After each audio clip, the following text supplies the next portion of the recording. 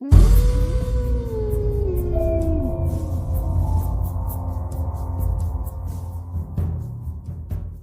कहानी की लेखिका है सोनिया सैनी। विधि का ये विधान मुझे स्वीकार नहीं है। मैंने बरसों तुझे पूजा है भगवान। अगर तुझ में सत्य है तो मुझे मेरा बेटा वापस कर दे। मंदिर में अपने बेटे के शव को रखकर वह महिला छाती पीट पीट कर रो रही थी।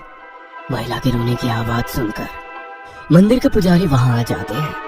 अपने आप को संभालिए, आपका दुख हम समझते हैं, लेकिन मरने के बाद कभी कोई लौट कर नहीं आता।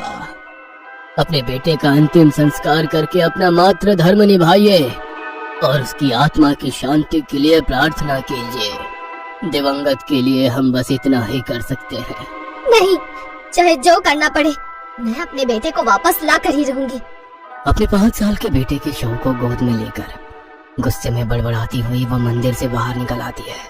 अगर भगवान मेरी इच्छा पूरी नहीं कर सकता तो मैं शैतान के पास जाऊंगी।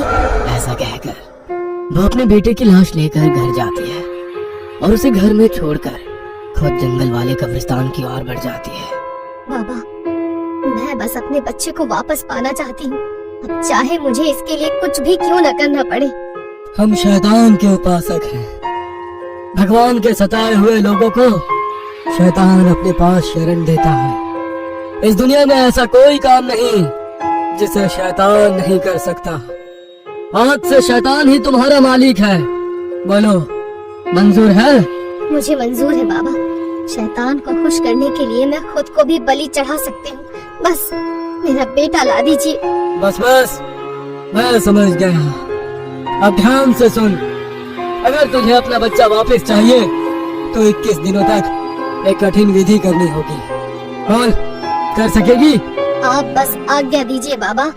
बलि तो देनी होगी, लेकिन अपनी नहीं, एक शिशु की। शैतान के दरबार में जान के बदले जान देनी पड़ती है। तुझे 21 दिनों तक शैतान की साधना करनी होगी। 11वें दिन एक मुर्गे की बलि देनी होगी और 21वें दिन नवजात की बलि देने पर तेरा बेटा जीवित हो जाएगा। जैसा आप कहें बाबा, मैं अपने बेटे के लिए सब करूंगी। बाबा के बताए अनुसार उस महिला ने पहले काले वस्त्र धारण किए और उसके बाद सिंदूर को अपने पूरे माथे और चेहरे पर मल लिया। अपने लंबे काले बालों को खोलकर वह हवन कुंड के सामने बैठ गए और मंत्र पढ़ने के साथ साथ अपनी जीभ से भयानक आवाज निकालते हुए सिर को हवा में गोल गोल घुमाने लगी। बाबा की बताई हुई विधि अनुसार वह पूरे 10 दिन तक तंत्र विधि करती रही। 11वें दिन उसने पासे में रखे काले मुर्गे की गर्दन पकड़कर मरोड़ दी और उसके रक्त से जमीन पर बनी भयानक आकृति को आहुति दे दी। मुर्गे के पंख नोचने के बाद उसने खुद ही उसके टुकड़े किए और जमीन पर बनी तंत्र आकृतियों को समर्पित कर दिया। मुर्गे की बलि के साथ ही उसने शैतान साधना का प्रथम पड़ाव पार कर लिया था। अगले दिन अमावस्या थी।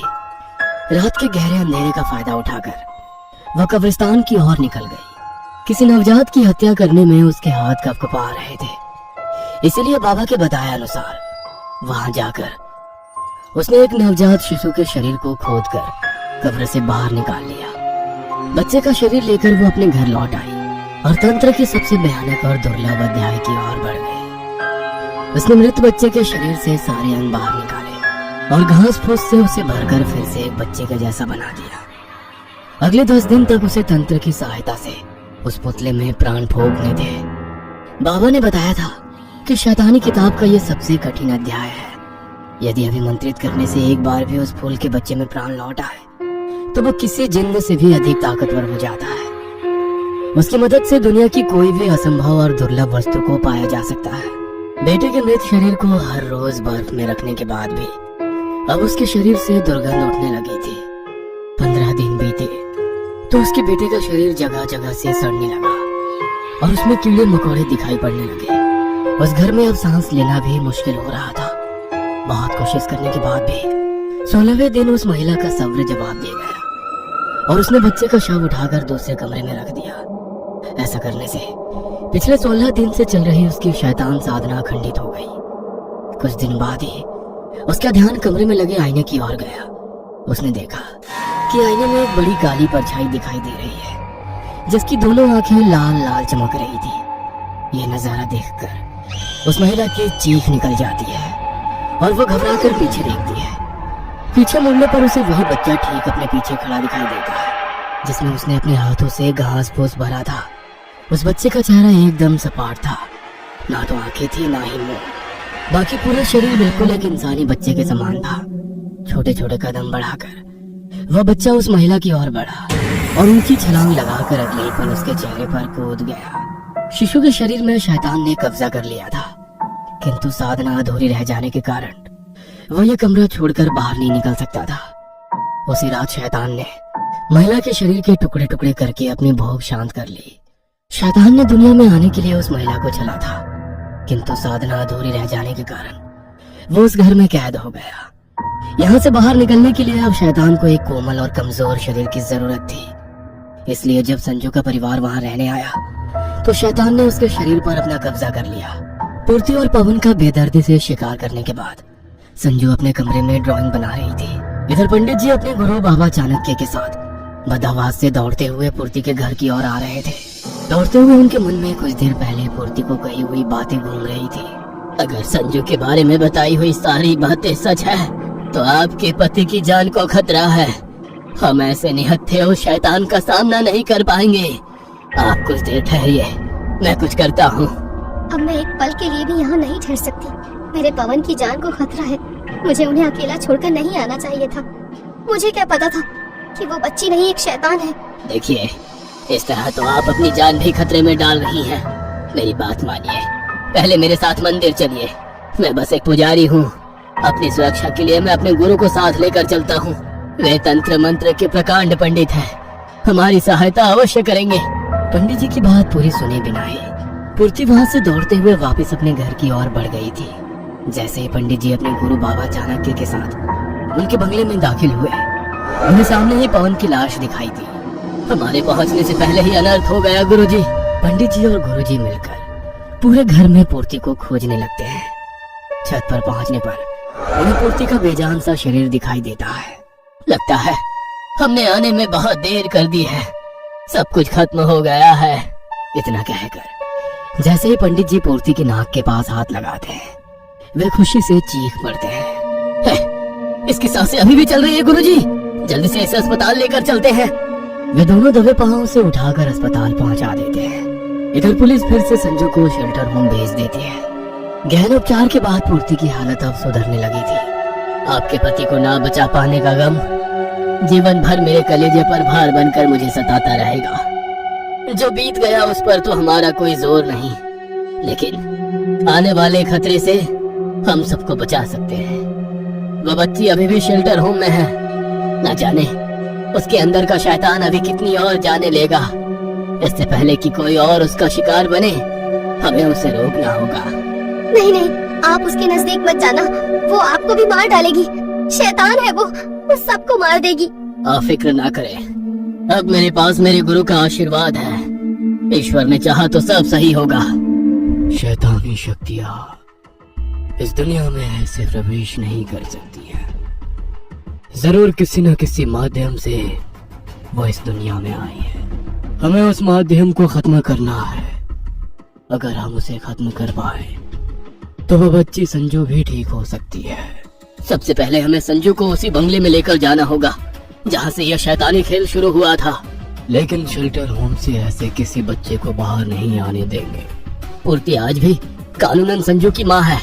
एक कागज पर उनके साइन लेकर हम संजू को वहाँ से ला सकते हैं।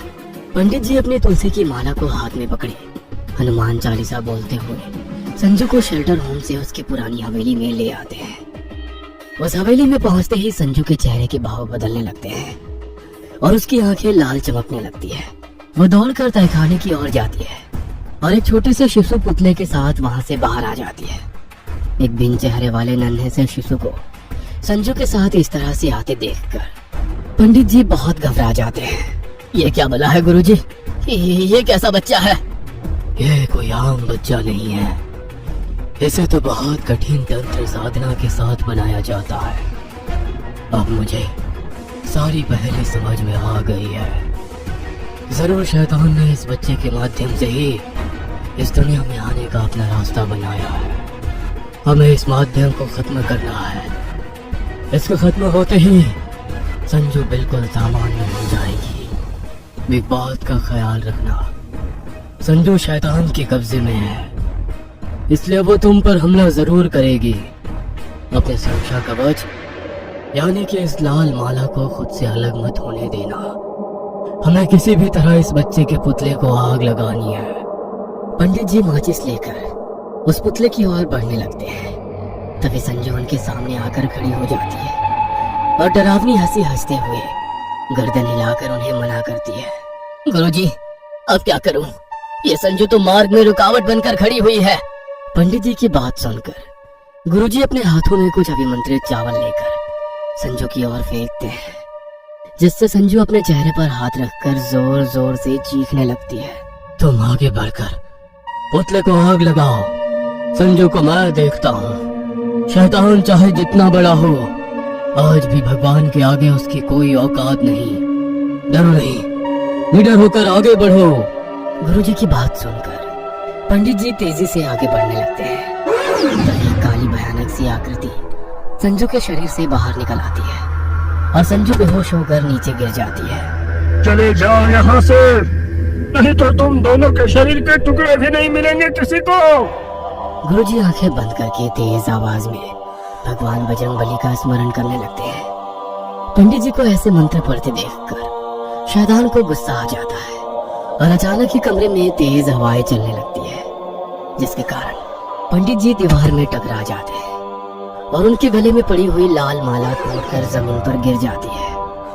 तभी शैतान आकर पंडित जी का गला पकड़ लेता है। गले पर बढ़ती पकड़ से पंडित जी की आंखें बाहर निकलने लगती है और वे दर्द से छटपटाने लगते हैं। ठीक उसी क्षण गुरुजी आकर पुतले को आग लगा देते हैं। पुतले में आग लगते ही शैतान चीखते हुए हमेशा हमेशा के लिए उस घर को छोड़कर चला जाता है और संजू भी शैतान के प्रभाव से आजाद हो जाती है।